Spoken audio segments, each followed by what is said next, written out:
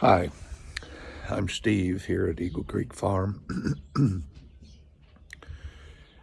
It is March the 13th, and we've got this coronavirus thing going on in the United States right now, and all of the families that we have living here on our farm in Eagle Creek are making a decision, or have made a decision, that we're going to go into quarantine. I have two daughters that have homes here on our farm. I'll call it a family farm. And both of them have expressed concern, I guess I would say, for us being out in the public. We're here in Missouri, and Missouri doesn't have very many cases at all. I should have looked at the number before I did this video, but really very low. But it is a situation that warrants, I believe, and I've been some extra precaution. And I've been thinking about this for about a week. And although my wife and I have been, I'll call ourselves preppers for several years, we've always been working towards prepping for some emergency. I will have to say that most of my thought processes has been about an EMP or a governmental collapse or something like that, due to war, or even due to a thing called a coronal mass ejection, where a sun flare might come. And all of these things I think we're overdue for, but all at once we've got this new deal on the horizon now, coming out of China, and so anyway, this I think is a good opportunity for me. I've not done a YouTube channel. I've taken a lot of videos that kind of chronicle our lives a little bit as we moved into this state of preparedness here on our farm in Missouri. We, for a number of years, were living off-grid. We didn't have a connection to the outside world at all. And we've evolved from that a little bit. But the same amount of preparedness that got us to that point has also got us to the point where we started saving food, ammunition, guns, and doing things here on the farm that would lend itself for us to become self-sustainable. And so here we are, like I said, on the 13th of March, and my two daughters brought this to our attention, and so we have made some steps to be a little bit more ready to lock the gate. In other words, Elaine and I went to town, which I guess probably may not have been a smart thing to do, because we do have some cases in Missouri. Maybe one or two cases in Greene County, or in Greene County, Missouri, which that's where Springfield, Missouri is located, in that county. And so we went there and we did some shopping. And what we did in that shopping is to bring in some fresh produce um, that we knew we would need, and because it's winter, we didn't have the capability of producing on the farm. So we've made that shopping trip. We're home. We've packed all that stuff away. We've got it in freezers and in the pantry, and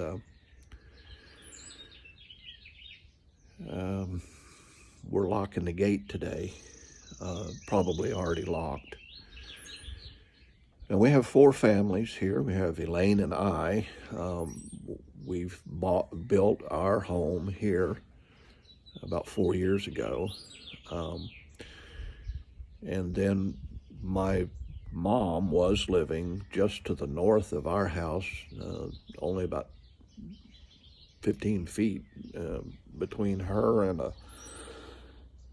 a one-bedroom apartment that I built for my mom, who was elderly and needed a place to stay. And then she has since passed away, and that apartment was pretty well sitting empty until Leslie approached us and said she had a friend by the name of Charlotte that was wanting to,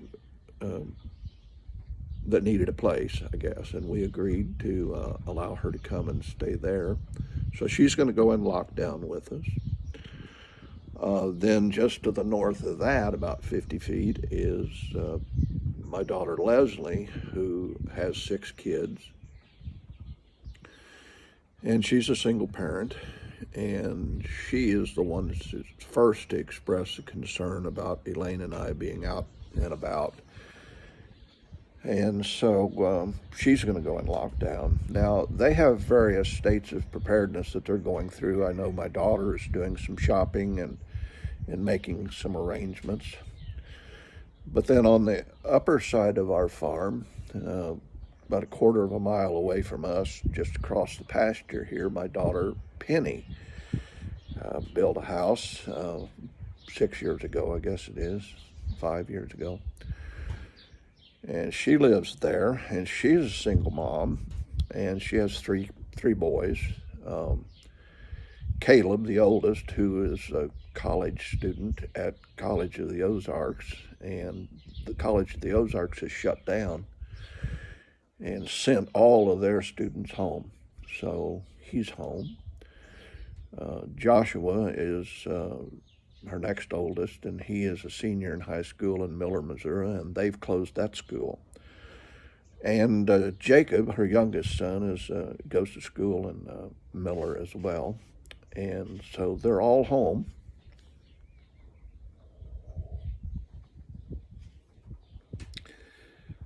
And I don't know that they're affected, I don't know when their school is going to go open back up, but my thinking is it's going to be down for a long time. I don't know. What we're trying to do is, as the government officials tell us, is we're trying to flatten the curve. Just like, I guess they call it a pandemic now, but just like with any infection, you start out, I guess, with a low number of people, and then as more and more people infect each other, the curve goes way up, and eventually it'll come over the top and back down. So what the government is trying to talk about is doing things to flatten that curve. So the regular curve would go way up, ever how many people might get it in the United States. The way it happened in China, I would say we are looking at a massive peak here in the United States because they got it into this country before we got it shut down. And it will spread all over the world, I'm sure. So that's that big curve that goes way up and then comes back down. I don't know where China's at, but they're up here around the top of that curve, and they've lost hundreds and hundreds of people. And we're down here at the bottom, just starting to show a little increase. And we've got that whole curve to go through. Well, public health officials are trying to get us, and they're starting to talk about this, what do they call it? Social distancing, where they're saying to try to put some distance between you and the next person. I guess this, for the most part, I guess this is being spread through droplets from sneezes and coughs and hand touches and touching your mouth and not washing your hands, all of the things that we should be observing, but we probably don't here. But now they're doing this, getting ready to do this thing, or they've implemented it in some place, thing called social distancing. I think that social distancing, and my personal opinion about that is it's an absolutely crazy thing to do. Now, a lockdown or a quarantine is different, though. A quarantine would be something where is like what we're going to do. And that's where you remove yourself. They go into your apartment, your house, or on your farm, or whatever, and you stay in. So absolutely, you control all contact with everybody that way. And if you can stay out of contact with other people for whatever this gestation period is of this flu or this coronavirus, and I think it's like 15 days or something. I really, just hearing that on the news, I'm not sure that anybody really knows for sure yet. Maybe they do, I don't know. But if you could stay away from everybody for that period of time, all people could do that if they could do that. And I know they won't, but that would solve your problem. That would make your curve just be a little bump, a few people. Well, with all of that in mind, I think what we're going to do is we've already made the decision. We're going to remove ourselves from all contact with other people. The social distancing thing is, to me, they want you to stay, I think they've said 6 feet away from each other. Well, staying 6 feet away from each other, I think, is just something that, I don't know, maybe it's a feel-good deal rather than really, and it will help, I'm sure, but my thinking about it would be, to use an example, would be like a park bench in the park. Well, if 2 people say they're going to meet each other in the park and they're going to observe this social distancing, if they're going to observe that, then they go to the park bench and go to the park and they find a bench that's longer than 6 feet. One sits on one end of the park bench and the other one sits on the other end of the park bench, and there's 6 feet in between them. Okay, well, they're saying that well, they're not saying that it will prevent the spread, but they're saying it would help. And I guess it would. But, okay, here we are sitting on the park bench, and yeah, a little cough, got that on the hand. Next thing you know, I put my hands on the arm rail on the side of my bench, and, whatever. Maybe I would not thinking about spreading it, but just normal contact with that bench. And my friend down on the other end of the bench or whatever, yeah, I might not have sprayed that. I might have protected it by coughing into my hand, but then I took my hand and I spread it to the park bench. So, person on the other end of the bench might have been protected from that. That's great. Well, now we talk and we have a good day and we decide, okay, it's time to go home, and we get up and we leave the park. Here comes 2 other people or another person walking by, and they sit down on the bench, and then they see somebody that's looking at the bench, and they think, oh, okay, well, hey, I'll slide over to the end to give you room to sit down there on that park bench.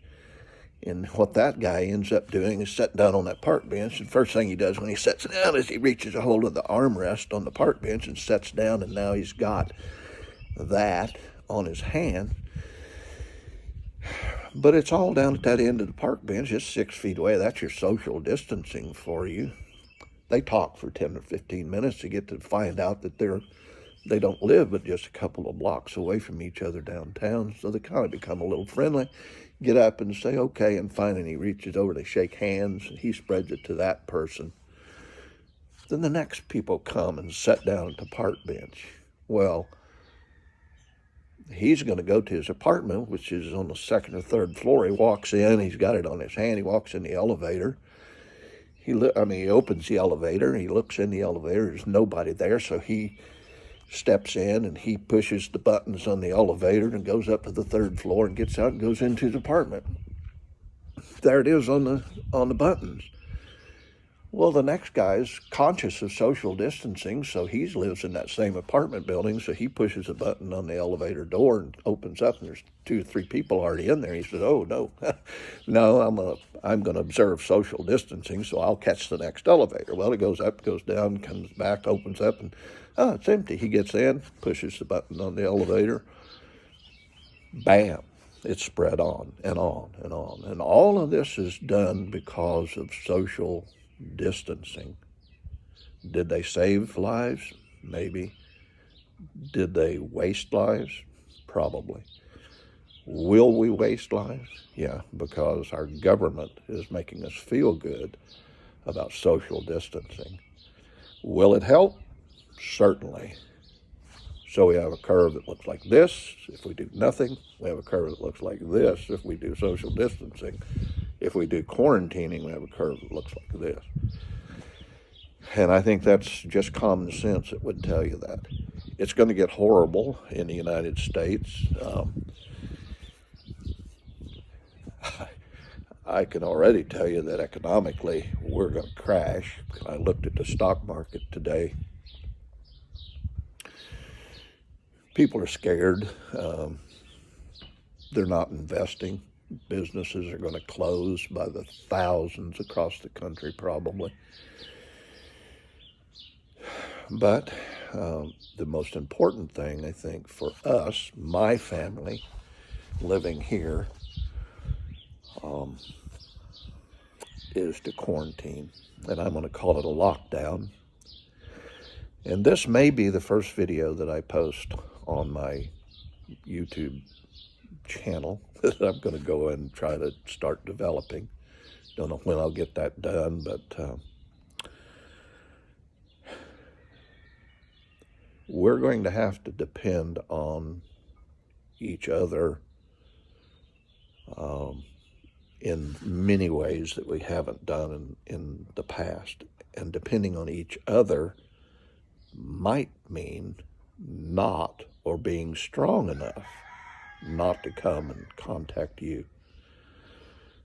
I guess another way to put it is, if we all do our part and don't contact each other, then we'll come through this just fine. A bunch of us will come through this just fine anyway. So here I've got 4 families. They're going to be locked down on this farm.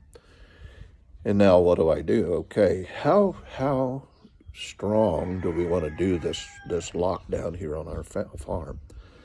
I believe what we're going to have to do on this farm, these 4 families, we're going to have to implement that thing called social distancing. And we're going to have to do that for probably 2 weeks or so, whatever that length of time is that gets us past that gestation period of that coronavirus. So even though we're locking the door, or locking the gate, that's to not let other people in. That's to remind us that we're not supposed to go out and contact other people. And it's some protection for us. And then here we are, a group of people on our farm, and we're going to have to implement social distancing here to be able to live through or past that gestation period. Once we get isolated or locked down on our farm, and then all of us get through that period of gestation, say 15 days, whatever it is, without contacting each other, then we should be able to start having closer contact with each other, because we could be pretty assured that we don't have coronavirus here on our farm. And as long as we don't allow someone else to come on, don't get in contact with other people, don't touch other people, then we should be able to resume a loving, touching relationship with each other. Elaine and I, Grandma and I, are going to have to be strong because I have grandkids here that are used to being able to come and hug Grandma and Grandpa, interact with us.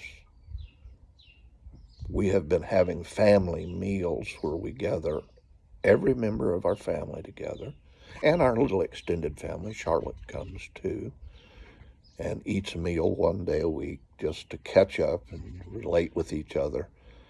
That's gone. We can't do that. We can't do it at least for 15 more days. And I don't know that that's the end of it, but we'll see. So anyway, I hope that in some way I might inspire you to look at social distancing and see if that makes sense to you. I'm sure it will help, but a next step from social distancing will be the thing that will save our lives, and that is quarantining. And quarantining takes many steps. We're lucky, I think. I'm not going to say lucky. I think we are blessed because there's been a lot of our life. I look back and see that God has day by day, week, month by month, year by year moved us through our God-blessed lives to a situation where we're living here on this farm, pretty much prepared. And I believe the whole world could shut down outside here for a long, long time. I mean, months, maybe even years. And we could live here. So I hope you have a way of doing the same.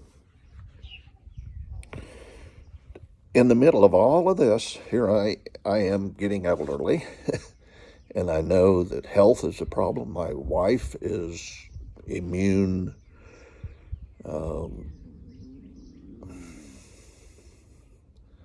reduced, I guess. I am too. I not too long ago had some doctor situations where I had to go to town.